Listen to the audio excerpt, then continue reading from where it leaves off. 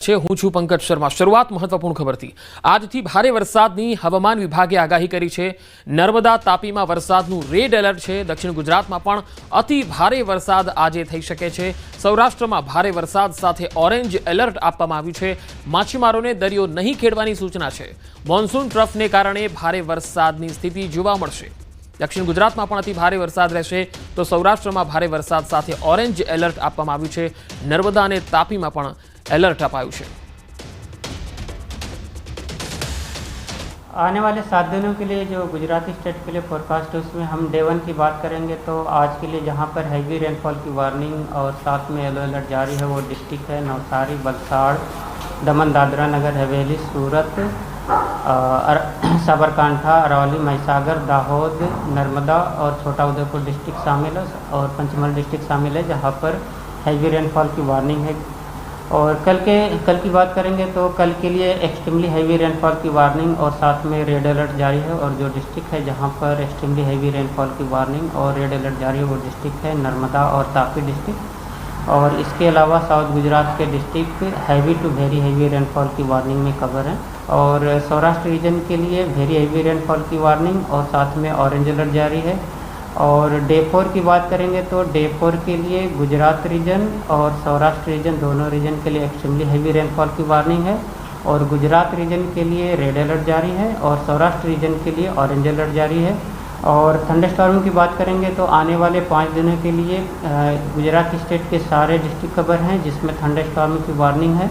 और fisherman warning की बात करेंगे तो कल से डे 2 से लेकर डे 5 तक इंटायर गुजरात कोस्ट कवर है जिसमें फिशरमैन की वार्निंग है। आने वाले 5 दिनों के लिए पूरे गुजरात स्टेट में हैवी टू वेरी हैवी और साथ में एक्सट्रीमली हैवी रेनफॉल की वार्निंग है। राज्यમાં આજથી જોરદાર વરસાદ પડવાની આગાહી છે। હવામાન નિષ્ણાત અથરેયા શેટ્ટીએ આ આગાહી કરી છે અને તેમના અનુમાન પ્રમાણે આજથી મેઘરાજા કરી શકે છે જોરદાર જમાવટ। અમદાવાદમાં ગાજવીજ સાથે વરસાદની સંભાવના। 8 જિલ્લામાં 2 દિવસ રેડ એલર્ટ જેવી સ્થિતિ રહેશે। છોટાઉદેપુર, વડોદરા, નર્મદા, તાપી, ભરૂચ, આણંદ, સુરતમાં રેડ એલર્ટ જેવી સ્થિતિ જોવા મળશે। ભારેથી લઈને કેટલાક ભાગમાં અત્યંત ભારે વરસાદની સંભાવના છે। આ 8 જિલ્લામાં ભારેથી અતિ ભારે વરસાદ પડી શકે। દાહોદ, પંચમહાલમાં પણ ભારેથી અતિ ભારે વરસાદની સંભાવના છે। ડાંગ, વલસાડમાં પણ અતિ ભારે વરસાદ થઈ શકે। નવસારી અને ખેડા જિલ્લામાં પણ ભારેથી અતિ ભારે વરસાદની શક્યતા છે। તો ભાવનગર, અમદાવાદમાં પણ ભૂક્કા બોલાવી દે એવો વરસાદ પડી શકે છે। તો 6 સપ્ટેમ્બરે અરવલ્લી, સાબરકાંઠામાં ભારે વરસાદની વકી છે। ગાંધીનગર, બોટાદ, સુરેન્દ્રનગરમાં પણ સાવધાની જરૂરી। મોરબી, મહેસાણા અને કચ્છમાં પણ ભારે વરસાદ થઈ શકે।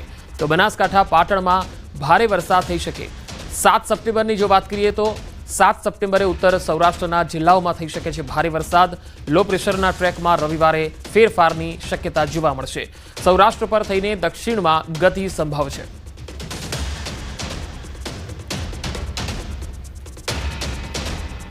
19 જિલ્લામાં વરસાદનું ઓરેન્જ એલર્ટ છે। 10 વાગ્યા સુધી સુરત, તાપીમાં ઓરેન્જ એલર્ટ છે। નવસારી, વલસાડ, નર્મદા અને ભરૂચમાં ઓરેન્જ એલર્ટ અપાયું છે। તો દાહોદ, પંચમહાલ, અરવલ્લીમાં પણ ઓરેન્જ એલર્ટ આપવામાં આવ્યું। સૌરાષ્ટ્રના ભાગોમાં પણ ઓરેન્જ એલર્ટ આપવામાં આવ્યું છે।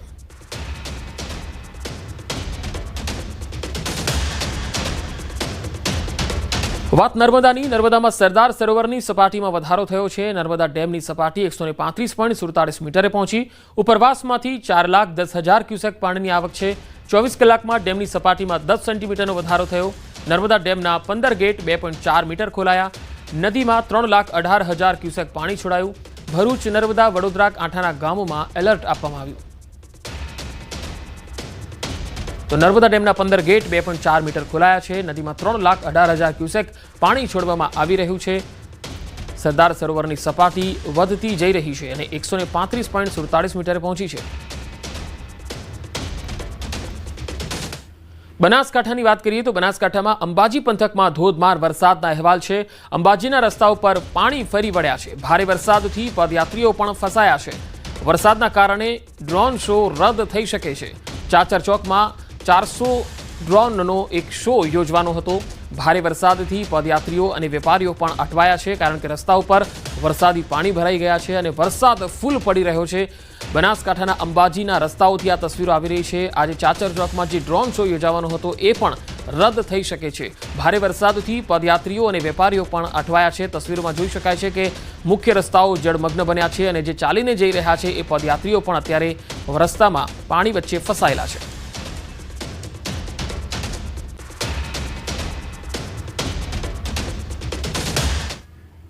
અંબાજીમાં વરસાદ વચ્ચે પદયાત્રીઓનો પ્રવાહ યથાવત છે। પાલનપુરમાં વરસાદ બાદ પાણી ભરાઈ ગયા છે। પાણી વચ્ચે પદયાત્રીઓ અંબાજીના માર્ગે અનેક મુશ્કેલીઓ વચ્ચે પદયાત્રા કરી રહ્યા છે અને અંબાજી તરફ આગળ વધી રહ્યા છે। તસવીરોમાં જોઈ શકાય છે કે પાલનપુરના જે રસ્તાઓ છે તેમાં વરસાદી પાણી ફરી વળ્યા છે, પરંતુ પદયાત્રીઓ અને શ્રદ્ધાળુઓના શ્રદ્ધામાં જરાય પણ ઓછું થઈ નથી, તેમનો ઉત્સાહ જરાય ઓછો થયો નથી અને તેઓ અંબાજી તરફ આગળ વધી રહ્યા છે।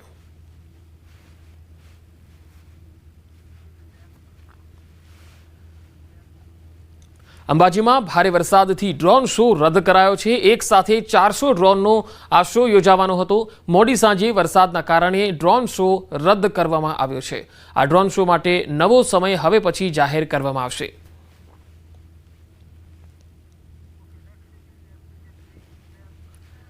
સાબરકાંઠા જિલ્લામાં વરસાદી માહોલ છે। મોડી રાતથી જ જિલ્લામાં ધોધમાર વરસાદ, જિલ્લાના તમામ તાલુકામાં વરસાદ પડી રહ્યો છે। નીચાણવાળા વિસ્તારોમાં પાણી ભરાઈ ગયા છે।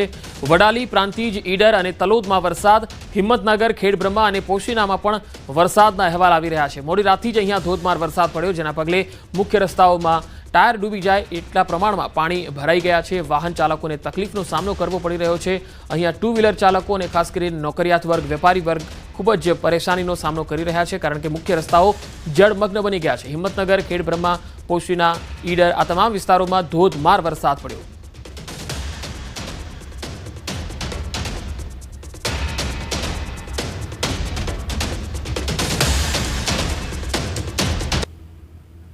તો હિંમતનગરના ગોરવાડા નજીકનો ડીપ બ્રિજ પાણીમાં ડૂબી ગયો। આ તસવીરો જુઓ।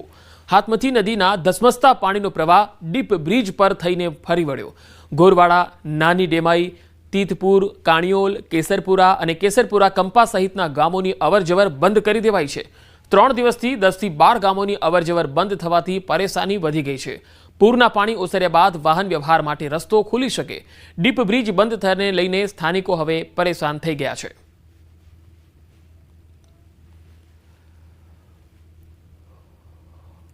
તો વાત હવે અરવલ્લીની। અરવલ્લી જિલ્લામાં ધોધમાર વરસાદ। મોડાસા શામળાજી હાઈવે પર ધોધમાર વરસાદ ખાબક્યો છે। મોડાસાના ગ્રામીણ પંથકમાં ધોધમાર વરસાદ પડ્યો। જીવનપુર, ઈસરોલ સહિતના ગ્રામ્ય વિસ્તારોમાં પણ ધોધમાર વરસાદના અહેવાલ આવી રહ્યા છે।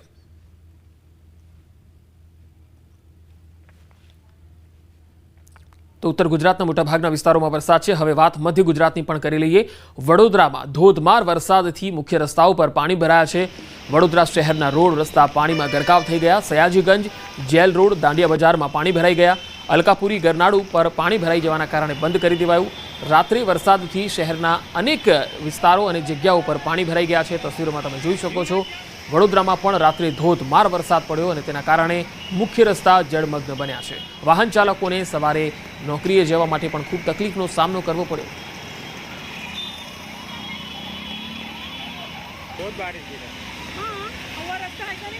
વડોદરાથી આ તસવીરો આવી રહી છે, જોઈ શકાય છે। દાંડિયા બજાર, અલકાપુરી, ગરનાળુ પાણી ભરાવાના કારણે બંધ કરી દેવાયું છે। મુખ્ય રસ્તાઓ જળમગ્ન થઈ ગયા છે। વડોદરા શહેરમાં ધોધમાર વરસાદ રાત્રિથી જ પડ્યો અને તેના કારણે અનેક વિસ્તારોમાં પાણી ભરાઈ ગયા હતા, જેના કારણે